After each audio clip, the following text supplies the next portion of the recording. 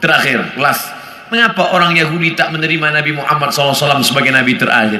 Saya telah mendengar pandangan seorang padri Yahudi mengatakan, akhir zaman akan muncul apabila semua keadaan telah aman semua. Orang telah kaya, tidak ada orang miskin. Waktu itu Nabi akhir zaman akan muncul. Apa jawaban Pak Ustaz? Ada buku yang amat sangat baik. Judulnya Tarikh Ad-Diyanah Al-Yahudiyah, sejarah agama Yahudi. Di sana diceritakan bagaimana orang Yahudi percaya bahwa nanti di akhir zaman akan datang seorang nabi dan mereka menyebut dia manakala berperang. Ini Yahudi, ini Bani Ghatafan. Mereka berperang dengan Bani Ghatafan dan sebelum berperang mereka berdoa kepada Allah, ya Allah, tolonglah kami melawan Bani Ghatafan berkat nabi terakhir yang engkau utus. Sudah datangkah nabi terakhir itu? Sudah. Siapa dia? Muhammad sallallahu alaihi wasallam. Mana buktinya? Husain padri Yahudi, dan dia ingin tahu apakah ini nabi terakhir itu. Dia intip dari balik pokok kurma manakala Muhammad SAW datang. Tala'al badru alaina. Yang lain menyambut Nabi Muhammad, dia perhatikan dari jauh, dia tengok tanda-tandanya. Selepas itu dia pun datang. Engkaulah nabi terakhir. Asyhadu an la ilaha illallah wa asyhadu anna Muhammadan Rasulullah. Selepas itu Nabi robah nama dia menjadi Abdullah bin Salam. Dia pun masuk ke rumah Nabi. Tak lama selepas itu datang orang Yahudi ramai-ramai. Nabi bertanya kepada mereka, kamu kenal dengan Husain? Kenal. Siapa Husain? Padri kami. Siapa Husain? Anak orang baik. Husain adalah orang baik, anak orang baik, keturunan orang baik. Apa kata Nabi? Husain sekarang ada dalam rumahku dan dia sudah Islam. Apa pendapat kamu? Husain orang paling jahat, anak paling jahat, datuk nenek moyangnya orang jahat, dan dia adalah paling jahat di dunia. Kenapa Husain masuk Islam? Kenapa mereka tidak? Karena Husain melepaskan dari segala kepentingan. Sedangkan yang ini masih inginkan kekuasaan, masih inginkan harta benda. Bila aku masuk Islam, nanti aku akan susah, aku akan miskin. Alladzina atainahumul kitab, mereka yang kami berikan Taurat dan Injil, ya'rifunahu kama ya'rifuna abna'ahum. Mereka mengenal Muhammad sallallahu alaihi wasallam sebagaimana mereka mengenal anak kandung mereka sendiri. Nauzubillah, accident, terjadi musibah, hancur muka anak. Lalu kemudian seorang ayah dan bunda datang ke hospital. Kami nak tengok anak kami.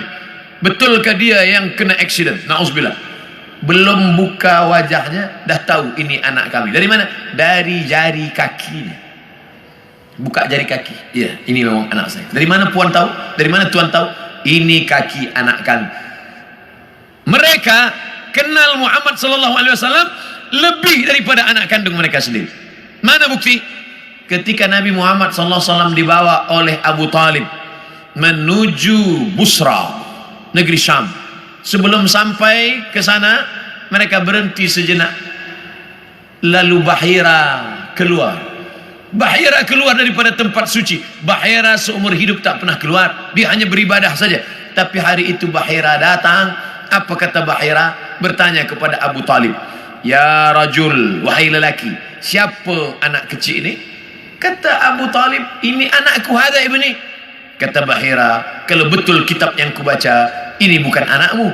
Anak ini yatim, ayahnya dah mati sebelum dia lahir. Kenapa? Karena 3 tanda aku tengok. Pokok kayu bersujud, batu-batu bersujud, dan ada awan yang dari tadi menaungi dia. Tersenyum Abu Talib, ini memang bukan anakku, ini adalah anak saudaraku. Karena orang biasa berkata anak saudara itu anak kita juga. Anak saudara, anak kita. Rumah saudara, rumah kita. Tapi bini dia bukan bini kita. Ini siapa? Ini anak saya. Itu kan bukan anak ustaz. Itu kemana kan ustaz, anak saudara? Udah macam anak saya.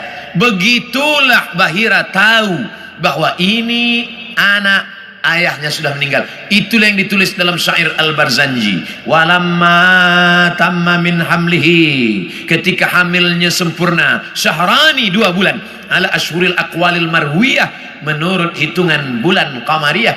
Tufiya bil Madinatil Munawwarati abuhu Abdullah, meninggal ayahnya Abdullah 2 bulan. Kenapa mereka tahu? Kerana itu tertulis dan dituliskan dalam Al-Quran surat As-Saff, ya'ti mim ba'dismuhu Ahmad, akan datang Nabi terakhir nanti dan dia bernama Ahmad. Kenapa yang datang itu Muhammad? Muhammad masyhur di bumi, Ahmad masyhur di antara malaikat. Ahmad dia, Muhammad dia, Toha dia, Yasin dia, Al-Fatih dia, Al-Khatim dia. Al-Fatihu lima ughliq wal khatimu lima sabaq nasirul haqqi bil haqq yahdi ila siratikal mustaqim. Dialah al-aqib, dialah al-hasyir, huwa Ahmad, huwa Muhammad, huwa Taha, huwa Yasin, huwa Khatim, huwa al-Fatih, huwa al-aqib, huwa al-hasyir, huwa al-hami. 99 ini nama-nama, tapi dia juga adalah Muhammad sallallahu alaihi wasallam. Kenapa mereka tak beriman? Kerana mereka berkeyakinan yang datang itu keturunan Ibrahim, tapi dari jalan nasab Ishak. Ibrahim punya anak Ishak, Ishak punya anak Yakub. Yakub, nama lain daripada Yakub Israel, maka anak cucu Yakub disebut dengan Bani Israel. Yakub punya anak Yusuf, Yusuf punya saudara lelaki bernama Yahuza. Cucu cicit keturunan Yahuza disebut dengan Yahudi. Mereka ingin Nabi terakhir itu keturunan Ishak, Yakub, Yahuza.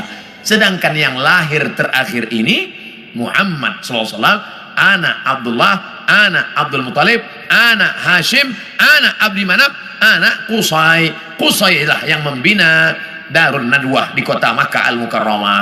Cucu cicit keturunan daripada Adnan, Adnan keturunan daripada Ismail, Ismail anak daripada Ibrahim alaihissalam.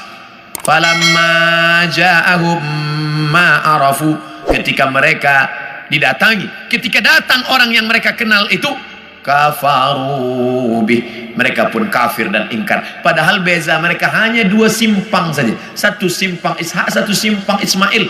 Mereka tak percaya. Bagaimana dengan kita orang Melayu? Andailah orang Melayu tak nak beriman kecuali dengan Nabi Melayu. Aku tak nak Nabi seorang Arab, ingin Nabi yang Melayu, pakai baju Melayu, pakai songket Melayu. Aku Abdul Somad, saya Abdul Somad, tak pernah mempermasalahkan apakah dia datang dari Arab, apakah dia dari Quraisy.